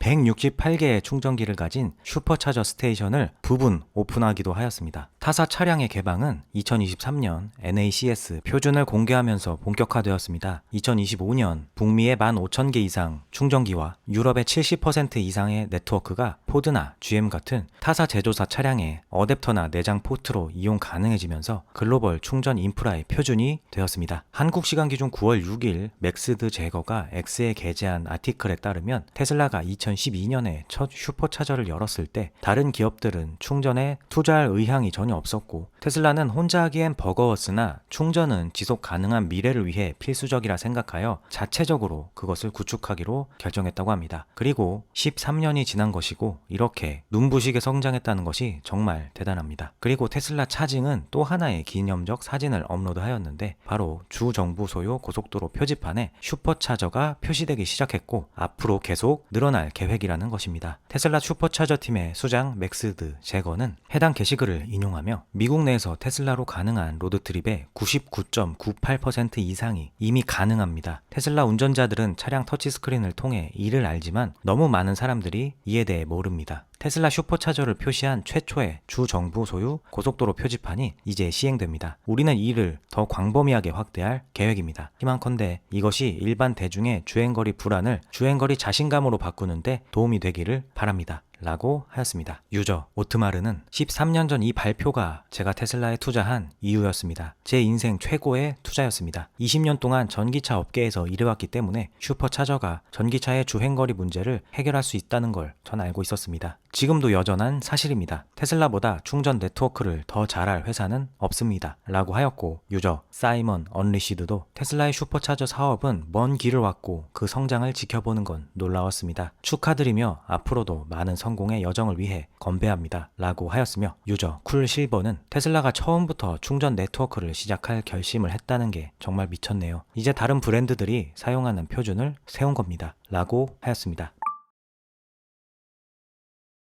레거시 업체들의 소식입니다. 벤틀리 모터스가 공식 발표를 통해 2030년까지 모든 모델을 전기차로 전환한다는 비욘드 100 계획을 5년 연기해 2035년으로 미루기로 했습니다. 원래 2025년에 출시 예정이었던 순수 전기 SUV 모델은 내년으로 지연되었으며 회사는 전기차 수요 감소와 럭셔리 전기차 시장의 수요 침체를 이유로 들었습니다. 이 결정으로 벤틀리는 벤타이가, 컨티넨탈 GT, 플라잉 스퍼 등 기존 모델의 후속을 내연기관과 플러그인 하이브리드 중심으로 개발할 계획이라고 합니다. 이는 모 회사인 폭스바겐 그룹의 전기차 전략 조정과 맞물려 있습니다. 벤틀리 CEO 아드리안 홀마크는 전기차 전환 속도가 산업 전반에서 느려지고 있다며 이 결정이 수익성을 유지하기 위한 현실적 선택이라고 설명했습니다. 최근 벤틀리처럼 과거 전기차 전환 목표를 은근슬쩍 철회하거나 지연하며 내연기관이나 하이브리드에 재초점을 맞추는 레거시 회사가 여럿 있습니다. 포르쉐는 2030년 전기차 비중 80% 목표를 철회하고 하이브리드와 내연기관 모델 생산을 유지하며 전기차 투자 80억 유로를 40% 줄였으며 전기차 수요의 느린 성장을 이유로 들었습니다만 현재 최대 자동차 시장인 중국에서 판매되는 신차의 절반 가까이가 전기차인 것을 감안할 때 그것이 합당한 이유인지는 모르겠습니다. 제너럴 모터스는 2025년 북미 100만 대 전기차 생산 목표를 포기하고 2024년 목표조차 40만 대 미달로 끝나 내연기관과 하이브리드 중심으로 전환하며 전기차 투자를 50% 축소했으며 마찬가지로 소비자 수요 부족을 명분으로 삼았습니다. 포드는 2030년 전기차 전환 계획을 뒤로 미루고 F150 라이트닝 전기차 생산을 일시 중단하며 내연기관 버전을 확대했고 역시나 비용과 수요 문제를 이유로 들었습니다. 유저 필 트루비는 2030년까지 전기차 전환이라고 말할 때는 이미 모든 것을 분석한 후에 본격적으로 구현에 착수하는 것을 의미합니다. 그래서 2030년 전기차 발표는 그냥 마케팅 허세였나요? 기업 발표를 사람들이 믿지 않는 게 당연하네요. 라며 어이없어 하였고 유저 조나단 머레이도 사실상 전기차 전환을 포기하는 것입니다. 전통 자동차 회사들이 받아들일 수 있는 수준의 총이익 마진으로 전기차를 설계하고 생산하는 것이 훨씬 더 어렵다는 것이 밝혀졌습니다. 테슬라와 몇몇 중국 제조사들의 뛰어난 성과를 감안하면 이 게임은 이미 오래전에 끝난 상태입니다. 라고 일침하였으며 유저 너냐 부지니스도 테슬라와 중국 전기차 회사들이 전통 자동차 회사들에 끼친 영향력이 정말 놀랄만합니다. 그들은 경쟁하고 살아남으려 애쓰다 보니 스스로 가라앉고 있습니다. 이게 그들에게 몇 년이나 손해를 입힐지 궁금하네요. 라고 하였습니다.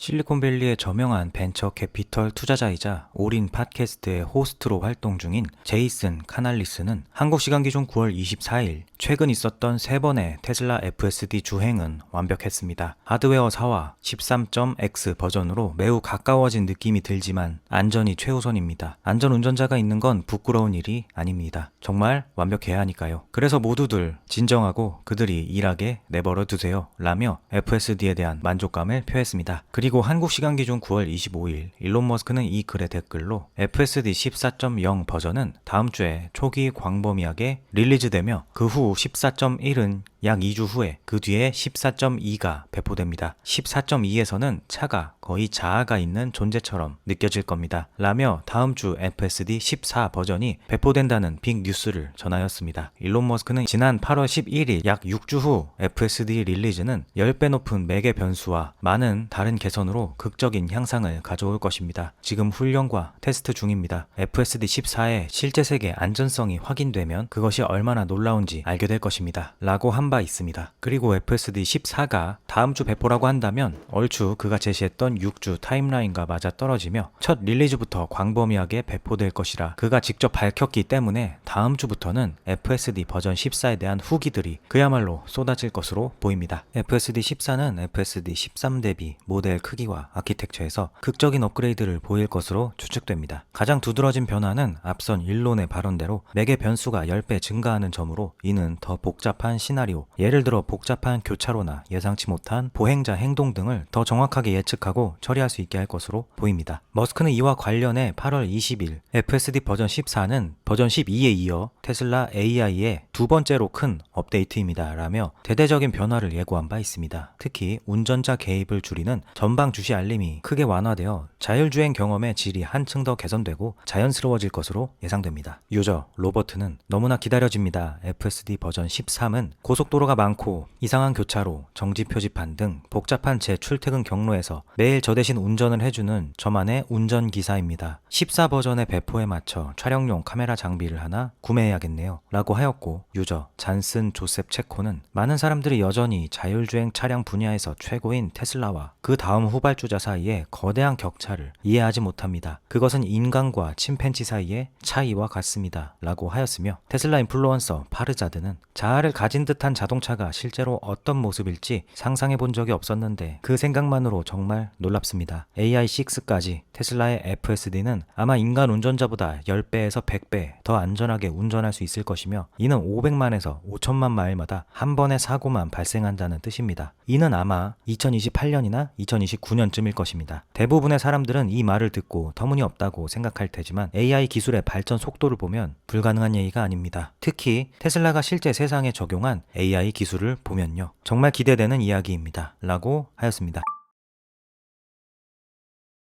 투자 분석 전문 계정인 AJ는 한국 시간 기준 9월 25일 BYD가 유럽연합에서 2달 연속으로 테슬라를 판매량으로 앞지르다 라는 제목의 로이터 헤드라인 캡처 이미지를 제시하며 로이터가 테슬라에 대해 독자들을 오도하는 명확한 예시입니다. 오늘 아침 발표된 8월 최신 데이터에 따라 로이터는 BYD가 테슬라를 앞질렀다고 보도했습니다. 그러나 이 정보는 일부만 골라서 전달된 것입니다. 유럽연합 지역에서 BYD가 테슬라보다 몇 대 더 팔았다는 점은 사실입니다. 9,130대 대 8,220대로 BYD가 11% 더 많았죠. 하지만 로이터는 독자들에게 전체 그림을 보여주지 않습니다. 전체 그림은 유럽연합뿐만 아니라 아이슬란드, 노르웨이, 스위스, 영국을 포함한 유럽 전체에서 테슬라가 BYD를 크게 앞섰다는 것입니다. 테슬라는 14,831대를 팔았고 BYD는 11,445대에 그쳤습니다. 테슬라가 BYD보다 23% 더 많이 판 것입니다. 심지어 이 데이터는 같은 발표 자료에 포함되어 있었습니다. 로이터는 반드시 이 정보를 가지고 있고 보았을 텐데 의도적으로 테슬라의 부정적인 헤드라인을 만들기 위해 더 작은 부분만 골랐습니다. 이는 테슬라를 공격하는 언론들의 흔한 방법입니다. 이런 오해의 소지가 있는 보도는 여기서 끝나지 않습니다. 로이터는 중요한 맥락을 전혀 언급하지 않습니다. 먼저 BYD의 판매는 기업이나 기관의 대규모 차량 구매 계약에 의해 주도되는데 테슬라와는 다릅니다. 또한 로이터는 테슬라의 배송 전략을 무시합니다. 9월 예비 데이터에 따르면 테슬라는 유럽 판매를 전월 대비 약 100% 성장시킬 준비가 되어 있으며 따라서 BYD를 훨씬 더 크게 앞지를 전망입니다. 로이터가 이런 사실을 청중에게 알리지 않는 이유는 테슬라는 나쁘다 라는 그들의 기존 보도 방향과 맞지 않기 때문입니다. 이는 테슬라를 비난하는 대중 세뇌 과정에 로이터가 가담하고 있는 것입니다. 라는 글을 업로드하였습니다. 일론 머스크는 AJ의 이 글에 로이터는 끊임없이 오도합니다. 라며 동의하였습니다. 그러나 유저 에드 카스는 AJ의 이 글에 유용한 정보이지만 여기 하나 추가하겠습니다. 테슬라의 유럽 9월 판매는 작년 동월 대비 크게 하락할 것이며 급격한 하락 추세가 지속될 것입니다. BYD 판매는 작년 동월 대비 급증했습니다. 향후 3에서 6개월 내 2개의 BYD 유럽 공장이 그 추세를 가속화할 것입니다. 라며 유용한 정보지만 이라는 말로 시작해 부드럽게 비꼬면서 실제로는 테슬라 판매가 작년 대비 크게 하락할 거라고 강조하며 BYD의 급성장과 유럽 공장 효과를 언급해 전체 추세가 테슬라에 불리하다고 AJ에게 반박하였습니다. 이에 AJ는 BYD는 연간 400만 대 이상의 차량을 판매함에도 현금 흐름이 마이너스입니다. 테슬라의 현금 흐름은 플러스입니다. 게다가 BYD는 배출가스나 유사한 정책 목표 달성과 관련이 없는 무조건적인 정부의 보조금을 대규모로 받는데 BYD의 서류에서 이 점이 명시되어 있습니다. 이러한 보조금을 제외하면 BYD의 2025년 2분기 세전 이익은 전년 동기 대비해 48% 감소했습니다. 2025년 상반기 이익도 대규모 단위 판매 증가에도 불구하고 0.9% 감소했습니다. 이는 BYD가 덤핑 전략을 사용하고 있음을 시사합니다. BYD의 마이너스 현금 흐름은 공급업체의 대금을 매우 늦게 지불하고 있음에도 발생했습니다. 2025년 2분기 BYD의 지불 유예 일수는 132일로 전 세계 주요 자동차 제조사 중 가장 길었습니다. 자본이 부족한 소규모 중국 자동차 제조사에서 일어날 법한 일입니다. 이러한 현금 흐름 약점과 과도한 대차 대조표 외 공급업체 자금 조달로 인해 BYD는 올해 3월 회사 역사상 최대 규모의 주식 발행을 실행했습니다. BYD는 희석적인 주식 발행으로 56억 달러의 신규 자본을 조달했습니다. 이러한 이유와 BYD의 빠르게 감소하는 하이브리드 차량 사업으로 인해 워렌 버핏을 포함한 주주들이 주식을 매도했으며 중국 주식시장이 강세임에도 불구하고 주가는 지난 6개월 동안 17% 하락했습니다. 라며 그야말로 뼈를 부수듯 BYD의 재무 상태에 관한 일침을 날렸습니다. 에드 카스는 이후 별다른 반박을 하지 않았습니다.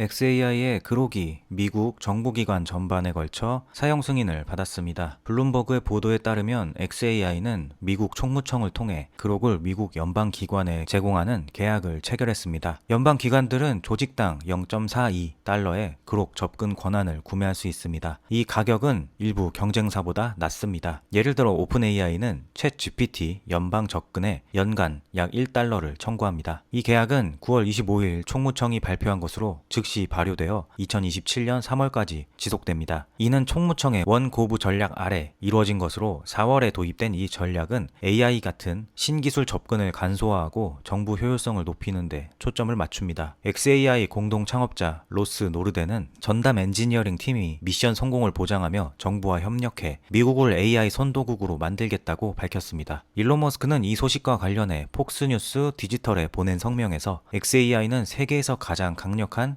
AI 컴퓨팅과 가장 유능한 AI 모델을 보유하고 있습니다. 트럼프 대통령과 그의 행정부 덕분에 XAI의 최첨단 AI가 모든 연방 기관에 제공되어 미국 정부가 그 어느 때보다 더 빠르게 혁신하고 더 효과적으로 사명을 달성할 수 있게 되었습니다. 우리는 트럼프 대통령과 그의 팀과 협력하여 국가적 이익을 위해 정부 전반에 AI를 신속하게 구축하기를 기대합니다. 라고 하였습니다. 오픈AI나 엔트로픽, 구글 같은 경쟁사들이 이미 총무청을 통해 AI 모델을 연방 기관에 제공 중이기 때문에 이 소식은 특별히 혁신적이라고 느껴지지 않을 수 있습니다. 그러나 이번 정부와 그록의 계약은 몇 가지 측면에서 여전히 큰 의미를 가집니다. 첫 번째, 가격 경쟁력이 압도적입니다. XAI는 18개월 동안 조직당 0.42달러로 그록4 모델을 제공하는데 이는 오픈AI의 연 1달러나 구글의 0.47보다 훨씬 저렴해 정부 예산 압박 속에서 더 많은 기관이 채택할 가능성을 높입니다. 이는 XAI의 저가 전략이 정부 시장에서 빠른 점유율 확대를 노린 결과로 보입니다. 둘째, 트럼프 행정부와의 정치적 상징성입니다. 상반기 머스크와 트럼프 간 갈등에도 불구하고 이 계약은 화해의 신호탄으로 해석되며 트럼프의 중국과의 경쟁 우위 확보를 위한 AI 리더십 강조와 맞물려 정부 전체의 AI 통합을 가속화할 전망입니다. 이미 XAI는 국방부와 2억 달러의 계약을 체결한 바 있어 앞으로 정부 내에서의 그록의 역할이 커질 수 있습니다. 셋째, XAI의 신생 기업으로서의 성취입니다. 2023년 설립된 xAI가 총무청 목록에 오르며 오픈AI, 구글 등 먼저 시작했던 경쟁사들과 동등한 위치를 확보한 점은 AI 생태계에서 머스크의 혁신 속도와 영향력을 재확인합니다. 결과적으로 정부 AI 도입이 다양화로 나아가며 장기적으로 혁신 경쟁을 촉진할 가능성이 큽니다. 따라서 단순한 하나 더 추가가 아니라 시장과 정치의 교차점에서 매우 중요한 이정표로 평가됩니다. 유저 AI 테크노틱은 이 소식이 왜 대단한가에 대해 말하자면 연방 기관들은 효율성을 위해 스테로이드처럼 강력한 AI 통찰을 얻을 수 있게 되며 정책 초안 작성부터 위협 분석에 이르기까지 더 이상 관료적 장애물이 사라집니다. 납세자 입장에서는 가장 저렴한 최첨단 모델로 예산을 초과하지 않고 혁신을 가속화할 수 있고 국가적 우위를 위해 보안 맞춤 도구를 제공해 트럼프의 AI 권기 분위기와 완벽하게 맞물립니다. 머스크는 이를 국가를 위한 가장 강력한 AI라고 표현했습니다. 라고 하였고 유저 발렌티나는 AI가 정부의 일상 운영의 일부가 되고 있습니다. 한편으로는 더 효율적으로 만들 수 있지만 다른 한편으로는 감독, 편향 그리고 알고리즘을 통해 정책 결정이 얼마나 형성되는지에 대한 질문을 제기합니다. 확실히 주의 깊게 지켜봐야 할 일입니다. 라고 하였습니다.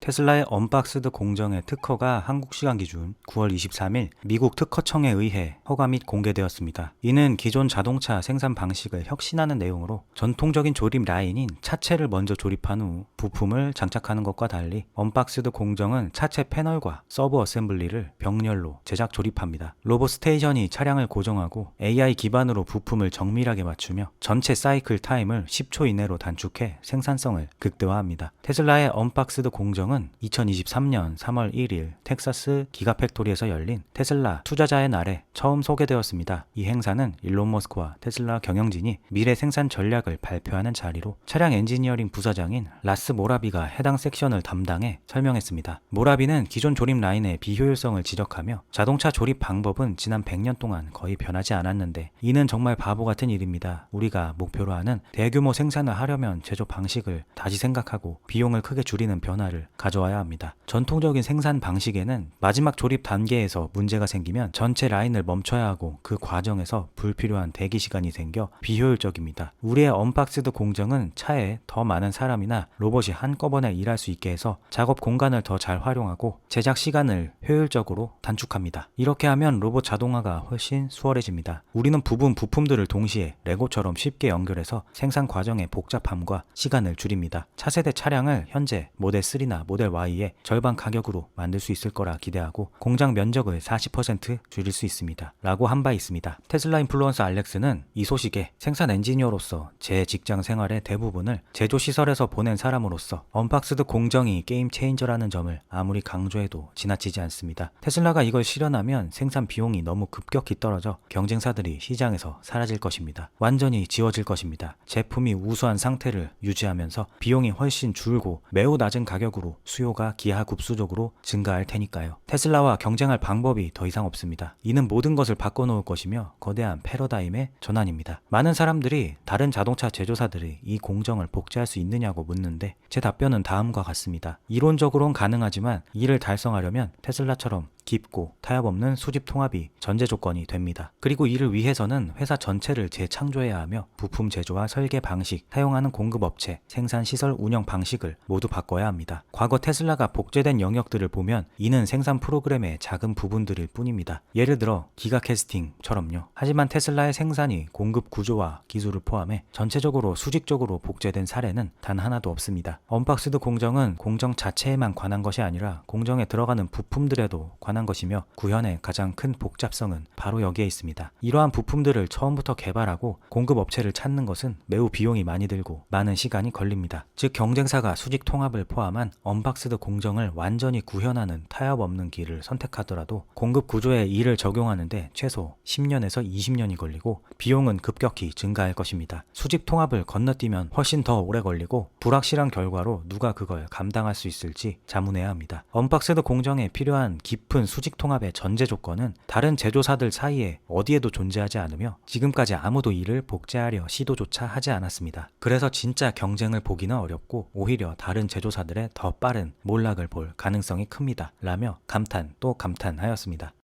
일론 머스크는 알렉스의 이 글의 댓글로 중요한 것은 전체 생산 공정의 사이클 시간이 약 10초까지 줄어들 수 있고 생산 라인에서 차가 5초마다 생산될 수 있다는 점입니다. 저는 오래전에 테슬라가 물리학의 첫 번째 원리에 기반한 이 새로운 제조 방법을 택할 것이라고 포스트했습니다. 참고로 누구든지 복제할 수 있습니다. 우리 특허는 오픈소스입니다. 라고 하였습니다. 쉽게 말해 따라 하려면 따라 해봐 하는 엄청난 자신감의 표출이며 수직 통합과 공급망 확보, 건전한 현금 흐름 창출, 불필요한 인력의 과감한 해고 등 가장 중요한 숙제를 미리 해놓은 자의 당당함이라고도 할 수 있습니다. 테슬라는 이미 배터리부터 소프트웨어까지 수직 통합을 통해 공급망을 장악하고 현금 흐름을 안정화한 상태라 이런 혁신을 오픈소스로 던져도 흔들리지 않으며 주기적으로 불필요한 인력을 과감히 정리한 덕에 유연한 조직 문화도 자리 잡았습니다. 이는 단순한 자신감이 아니라 10년 넘는 선행 투자로 쌓은 결과입니다. 유저 더 빌드 이 글은 엔지니어로서 저는 이 오픈소스 특허를 선물이 아니라 경쟁 환경을 완전히 바꾸는 도전으로 봅니다. 경쟁력은 특허 자체가 아니라 실행을 할 수 있느냐의 유무입니다. 유명 요리사의 레시피를 초보자에게 주더라도 같은 요리를 만들 수 없을 겁니다. 진짜 비밀 무기는 이런 빠른 시스템을 만들고 고치며 운영하면서 쌓인 경험과 노하우입니다. 그것은 소프트웨어, 공급망 연결, 그리고 엔지니어 팀의 몸에 배인 기술에 숨어 있습니다. 테슬라는 경쟁사들이 이 기계를 만드는 방법을 깨달을 무렵이면 이미 다음 기계를 설계했을 거라 확신합니다. 이는 단순한 설계 경쟁이 아니라 반복 속도 경쟁입니다. 라고 하였고 유저 버니 힝크는 당신은 비밀 재료 2입니다. 모든 특별한 레시피나 과정에는 세상을 놀라게 하는 그 한 가지 비밀 재료가 있습니다. 다른 사람들이 모든 걸 가지고 있다고 믿고 재현하려고 해도 그들은 할 수 없습니다. 항상 한 가지가 빠져있죠. 그건 바로 당신 일론 머스크입니다. 라고 하였으며 유저 마일 렌지도 일론 머스크에 대한 제가 가장 좋아하는 감탄스러운 점 중 하나가 바로 이것입니다. 그는 자동차 특허에 대한 복제 권리를 가지지 않습니다. 정말 멋진 사람입니다. 이것은 그가 어떤 사람인지에 대해 모든 것을 말해줍니다. 인류 전체에 대한 진심 어린 배려와 관심이 바로 여기서 묻어납니다. 일론 머스크, 전 세계 모든 사람들을 위해 당신이 하는 모든 일에 감사드립니다. 라며 고마움을 표하였습니다.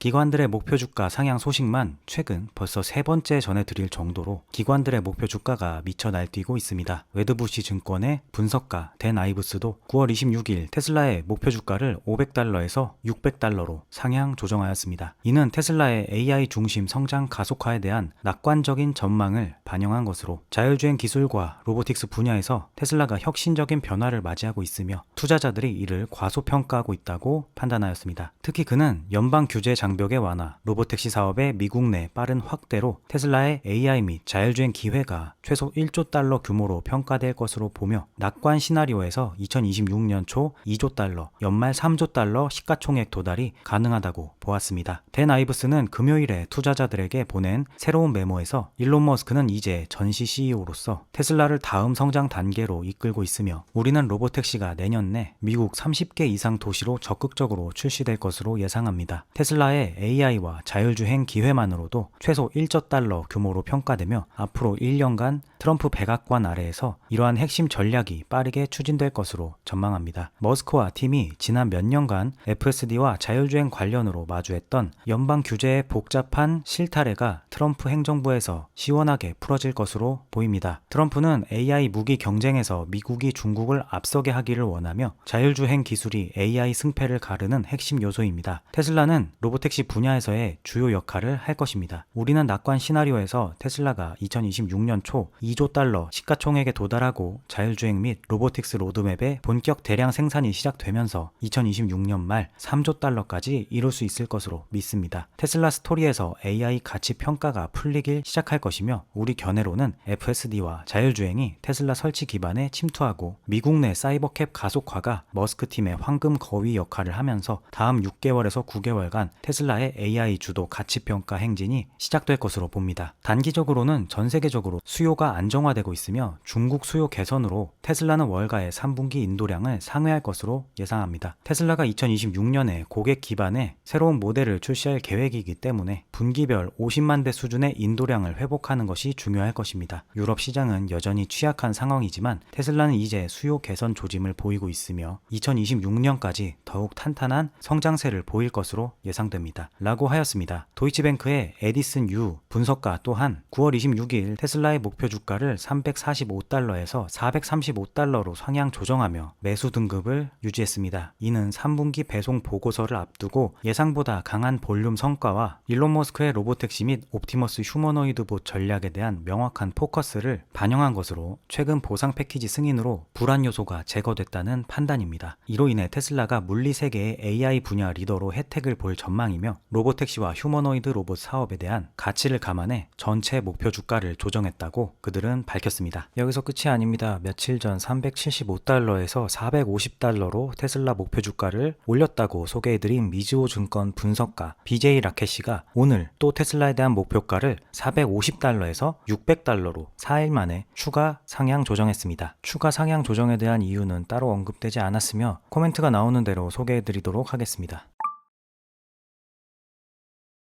호주의 아카이샤 에너지가 448개의 메가팩이 투입되는 오라나 배터리 에너지 저장소 프로젝트가 순조롭게 진행되고 있다고 근황을 전하였습니다. 호주 뉴사우스 웨일스주 웰링턴 근처에 위치한 이 프로젝트는 총 415메가와트 출력과 1660메가와트 시 저장 용량을 갖춰 4시간 동안 안정적인 전력 공급을 할 예정으로 완공되면 뉴사우스 웨일스주에서 가장 큰 배터리 에너지 저장 시설 중 하나가 될 전망입니다. 프로젝트의 첫 계약 소식은 2023년 11월 22일 오스트레일리아 자원뉴스 매체를 통해 공개되었습니다. 아카이샤 에너지가 국가 에너지 시장에서 처음으로 기가와트 규모의 4시간 배터리 시스템을 위한 10년 장기 계약을 체결한 내용이었습니다. 오라나 배터리 에너지 저장소의 규모는 상당합니다. 448개의 메가팩 규모는 다른 메가팩 프로젝트의 평균과 비교해도 굉장히 큰 편이며 세계적으로도 상위권 규모에 속합니다. 예를 들어 최근 테슬라의 다른 대형 프로젝트와 비교해도 단일 부지 기준으로 뛰어난 용량을 자랑합니다. 웰링턴 북동쪽에 위치한 이 지역은 3000메가와트 규모의 풍력과 태양광 발전소가 들어설 예정입니다. 대형 저장 시설이 없으면 재생에너지의 불안정한 공급을 안정화하기 어렵기 때문에 오라나 배터리 에너지 저장소는 이 구역 전력망에서 핵심 역할을 할 것으로 예상됩니다. 현재 배송과 설치 작업은 테슬라 에너지와 컨솔리데이티드 파워 프로젝트가 맡아 진행 중이며 아카이샤 에너지는 지금까지 작업이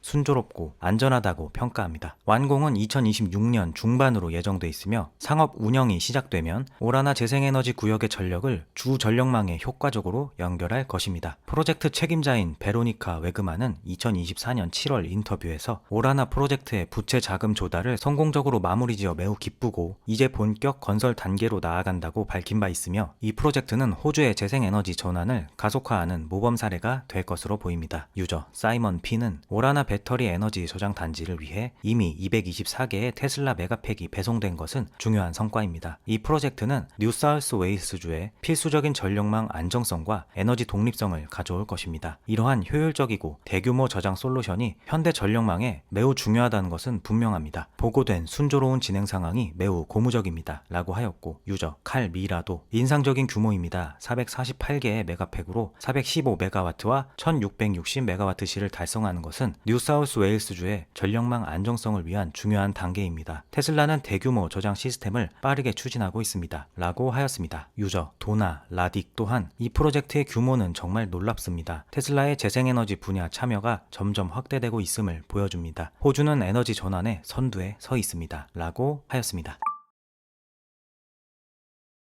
유나이티드 항공은 올해 5월부터 지역 라인의 소형 항공기에 스타링크를 점진적으로 설치해왔습니다. 그리고 이제 메인 라인인 보잉 737-800 기종의 스타링크 탑재에 대한 미국 연방항공청의 인증을 받았다고 발표했습니다. 이는 유나이티드가 메인 라인 대형 항공기에 스타링크를 적용하는 최초의 사례로 해당 라인 이용 승객들에게 고속 와이파이 서비스를 제공하게 될 중요한 이정표입니다. 유나이티드는 이미 설치 작업을 완료하였으며 곧 첫 상업 비행에 투입될 예정이라고 합니다. 카타르 항공과 하와이안 항공 등 다른 항공사는 이미 보잉 777이나 에어버스 A330 같은 장거리 대형 제트기 메인 라인에 스타링크를 설치해 운영 중입니다. 델타 항공은 지역 항공기부터 시작해 메인 라인 확대가 2026년으로 예정되어 있고 에어 캐나다는 주로 지역 항공기인 Q400에 적용 중이며 유나이티드 항공도 이 대세를 따르고 있는 것입니다. 항공사 관계자들이 전한 스타링크의 만족도는 상당히 좋습니다. 하와이안 항공의 기내, 엔터테인먼트, 연결성 및 제품 부문 이사, 이반 노무라는 여행객들에게 스타링크를 무료로 제공하는 최초의 주요 항공사가 된 것은 저희 팀에게 놀라운 성과이며 업계 최고의 기내 연결 서비스를 즐겨주신 고객들로부터 압도적으로 긍정적인 반응을 얻게 되어 매우 기쁩니다 라고 하였고, 카타르 항공의 CEO 아크바르 알 바커는 카타르 항공은 스타링크와 계약을 맺고 전 세계 승객에게 원활한 무료 와이파이를 제공하게 되어 자랑스럽게 생각합니다. 이 흥미로운 협력은 업계를 선도하는 카타르 항공의 기술 도입 전략과 일치할 뿐만 아니라 스타링크를 전 세계 승객에게 연결할 수 있는 놓칠 수 없는 기회이기도 합니다. 카타르 항공의 기내 경험을 더욱 풍부하게 해줄 이 최첨단 기술을 통해 승객 여러분께서 더욱 큰 혜택을 누리시기를 기대합니다 라고 하였으며, 에어 발틱의 CEO 마틴 가우스는 스타링크가 없는 항공기는 이제 스타링크의 연결 속도를 따라올 수 없습니다. 이유는 간단합니다. 인터넷을 제공하는 위성이 36,000km 상공에서 공전하고 있기 때문입니다. 항공기와 위성 사이의 신호 차이는 일반 위성에 비해 70배 더 빠릅니다 라고 한 바 있습니다. 이번 메인라인 스타링크 설치에 대해 유나이티드 CEO 스콧 커비는 스타링크는 승객들에게 최고 수준의 기내 경험을 선사할 것이며 우리를 업계 리더로 자리매김하게 할 것이라고 밝혔습니다. 유나이티드 항공은 2025년 말까지 10대의 메인 항공기의 설치를 완료하고 2026년부터 전체 메인 라인으로 확대할 계획입니다. 이 인증은 유나이티드의 디지털 혁신 전략의 일환으로 우리나라도 스타링크 최종 허가가 코앞에 있는 것으로 알고 있는데, 우리나라의 항공사들도 어서 스타링크를 도입했으면 좋겠습니다. 유저 크리스틴 맥은 최근 하와이안 에어를 타고 호놀룰루 출발, 시드니 도착 경로에 10시간 넘는 비행에서 스타링크 덕에 비행을 제대로 즐겼습니다. 안정적이고 빠르며 게이트에서부터 연결이 가능해 비행기가 이륙하기도 전에 와이파이를 즐길 수 있었습니다 라고 하였고, 유저 아미르 호세인 JPL도 이는 비행기 탑승객들에게 게임 체인저입니다. 유나이티드 항공의 대형 라인에 스타링크가 탑재되면 35,000피트 상공에서 끊김없는 무료 와이파이를 즐길 수 있으며 넷플릭스 중간에 버퍼링이 사라집니다. 유나이티드는 계약 후 1년도 안 돼 미 항공청 인증을 통과하며 스페이스X의 위성 군집의 상업적 가치를 재정의하고 있습니다. 비행기 함대 전체에 미칠 파급 효과가 너무나 기대되네요 라고 하였습니다.